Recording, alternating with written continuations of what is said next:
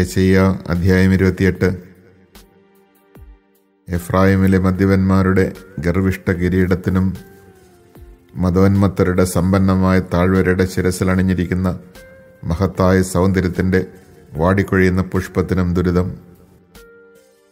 ഇതാ കർത്താവിൻ്റെ കരുത്തനായ യോദ്ധാവ്, കന്മഴക്കാറ്റുപോലെ, നാശം വിധിക്കുന്ന കൊടുങ്കാറ്റുപോലെ, കൂലം തകർത്തൊഴുകുന്ന മലവെള്ളം പോലെ ഒരുവൻ. അവനവരെ എഫ്രായിമിലെ നിലത്ത് ഊക്കോടെ വലിച്ചെറിയും.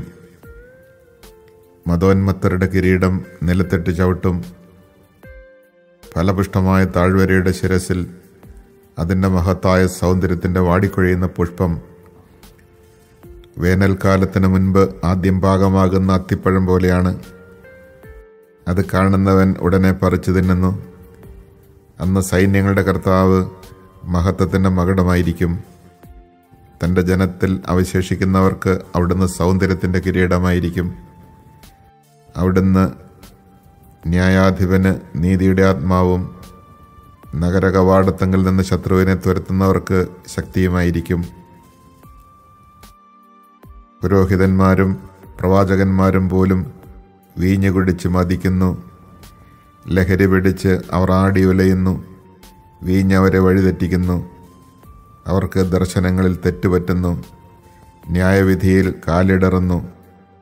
എല്ലാ മേശകളും ഛർദി കൊണ്ട് നിറഞ്ഞിരിക്കുന്നു. മലിനമല്ലാത്ത ഒരു സ്ഥലവുമില്ല. അവർ പറയുന്നു, ആരെയാണ് ഇവൻ പഠിപ്പിക്കുന്നത്? ആർക്കു വേണ്ടിയാണ് ഇവൻ സന്ദേശം വ്യാഖ്യാനിക്കുന്നത്? മുലകുടി മാറിയ ശിശുക്കൾക്ക് വേണ്ടിയോ? ഇത് നിയമത്തിന്മേൽ നിയമമാണ്, നിയമത്തിന്മേൽ നിയമം. ചട്ടത്തിന്മേൽ ചട്ടമാണ്, ചട്ടത്തിന്മേൽ ചട്ടം. ഇവിടെ അല്പം, അവിടെ അല്പം. വിക്കന്മാരുടെ അധരങ്ങൾ കൊണ്ടും അന്യഭാഷക്കാരുടെ നാവുകൊണ്ടും കർത്താവ് ഈ ജനത്തോട് സംസാരിക്കും. അവിടുന്ന് ജനത്തോട് അരുളി ചെയ്തിട്ടുണ്ട്, ഇതാണ് വിശ്രമം. പരീക്ഷീണർക്ക് വിശ്രമം നൽകുക. ഇതാണ് വിശ്രമം. എന്നിട്ടും അവർ ശ്രവിച്ചില്ല. അതിനാൽ കർത്താവിൻ്റെ വചനം അവർക്ക് നിയമത്തിന്മേൽ നിയമമാണ്, നിയമത്തിന്മേൽ നിയമം. ചട്ടത്തിന്മേൽ ചട്ടമാണ്, ചട്ടത്തിന്മേൽ ചട്ടം. ഇവിടെ അല്പം, അവിടെ അല്പം. അങ്ങനെ അവർ പോയി പുറകോട്ട് മറിഞ്ഞു വീണ് തകരുകയും വലയിലകപ്പെടുകയും ചെയ്യും. ജെറൂസലമിൽ ഈ ജനത്തെ ഭരിക്കുന്ന നിന്ദകരെ, കർത്താവിൻ്റെ വചനം ശ്രവിക്കുവിൻ. മരണവുമായി ഞങ്ങൾ ഒരു ഉടമ്പടി ഉണ്ടാക്കി. പാതാളവുമായി ഞങ്ങൾക്കൊരു കരാറുണ്ട്. മഹാമാരി പാഞ്ഞു വരുമ്പോൾ അത് ഞങ്ങളെ സ്പർശിക്കുകയില്ല. എന്തെന്നാൽ വ്യാജമാണ് ഞങ്ങളുടെ അഭയം, നുണയാണ് ഞങ്ങളുടെ സങ്കേതം എന്ന് നിങ്ങൾ പറഞ്ഞു. അതിനാൽ ദൈവമായ കർത്താവ് അരുളി ചെയ്യുന്നു, ഇതാ ഞാൻ സിയോനിലൊരു കല്ല്, ശോധന ചെയ്ത കല്ല് അടിസ്ഥാനമായിടുന്നു. വിലയുറ്റ മൂലക്കല്ല് ഉറപ്പുള്ള അടിസ്ഥാനമായിട്ടിരിക്കുന്നു. വിശ്വസിക്കുന്നവൻ ചഞ്ചലചിത്തനാവുകയില്ല.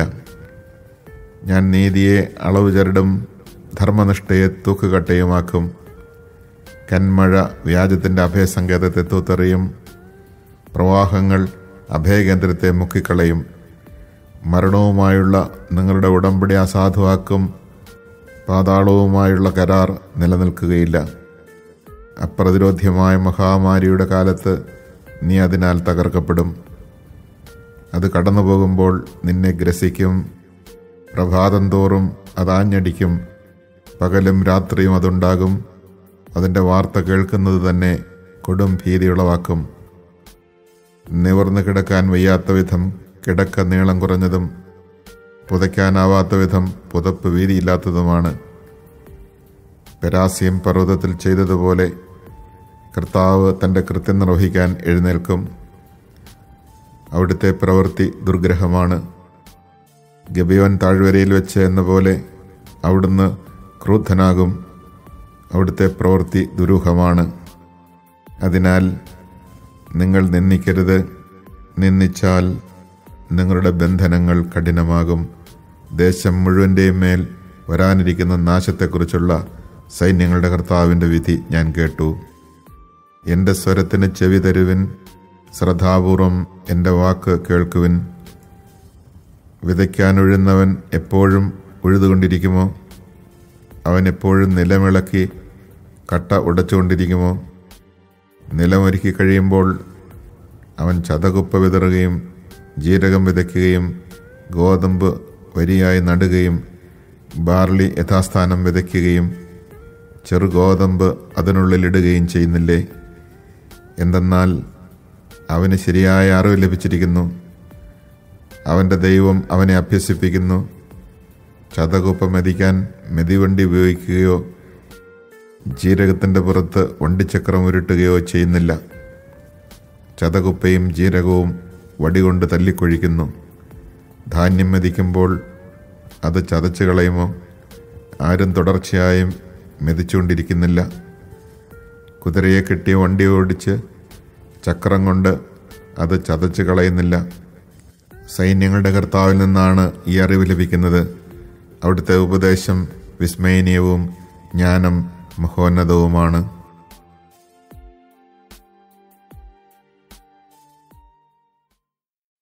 Chapter 28. Woe to the majestic garland of the drunkard Ephraim, to the fading blooms of his glorious beauty on the head of him who is stupefied with wine. Behold, the Lord has a strong one and a mighty, who, like a downpour of hail, a destructive storm, like a flood of water great and overflowing, levels to the ground with violence, with feet that will trample the majestic garland of the drunken Ephraim. The fading blooms of his glorious beauty on the head of the fertile valley will be like an early fig before summer. When a man sees it, he picks and swallows it at once. On that day the Lord of hosts will be a glorious crown and a brilliant diadem to the remnant of his people, a spirit of justice to him who sits in judgment, and strength to those who turn back the battle at the gate. But these also stagger from wine and stumble from strong drink. Priest and prophet stagger from strong drink, overpowered by wine, led astray by strong drink, staggering in their visions, tottering when giving judgment. Yes, all the tables are covered with filthy vomit, with no place left clean. To whom would he impart knowledge? To whom would he convey the message? To those just weaned from milk, those taken from the breast? For he says, command on command, command on command, rule on rule, rule on rule, here a little, there a little. Yes, with stammering lips and in a strange language he will speak to this people, to whom he said, this is the resting place, give rest to the weary. Here is repose, but they would not listen. So for them the word of the Lord shall be, command on command, command on command, rule on rule, rule on rule, here a little, there a little. So that when they walk they stumble backward, broken and snared and captured. Therefore hear the word of the Lord, you arrogant, who rule this people in Jerusalem, because you say, we have made a covenant with death, and with the netherworld we have made a pact. When the overwhelming scourge passes, it will not reach us, for we have made lies our refuge, and in falsehood we have found a hiding place. Therefore thus says the Lord God, see, I am laying a stone in Zion, a stone that has been tested, a precious cornerstone as a sure foundation. He who puts his faith in it shall not be shaken. I will make of right a measuring line, of justice a level. Hail shall sweep away the refuge of lies, and water shall flood the hiding place. Your covenant with death shall be cancelled, and your pact with the netherworld shall not stand. When the overwhelming scourge passes, you shall be trampled down by it. Whenever it passes, it shall take you. Morning after morning it shall pass, by day and by night. Terror alone shall convey the message. For the bed shall be too short to stretch out in, and the cover too narrow to wrap in. For the Lord shall rise up as on Mount Perazim, bestir himself as in the valley of Gibeon, to carry out his work, his singular work, to perform his deed, his strange deed. Now be arrogant no more, lest your bonds be tightened, for I have heard from the Lord, the God of hosts, the destruction decreed for the whole earth. Give ear, and hear my voice. Pay attention and listen to what I say.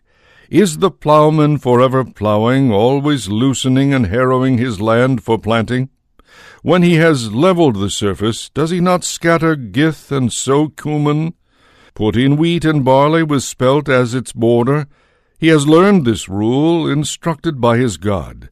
Gith is not threshed with a sledge, nor does a cartwheel roll over cumin. But gith is beaten out with a staff, and cumin crushed for food with a rod. No, he does not thresh it unendingly, nor does he crush it with his noisy cartwheels and horses. This too comes from the Lord of hosts. Wonderful is his counsel, and great his wisdom.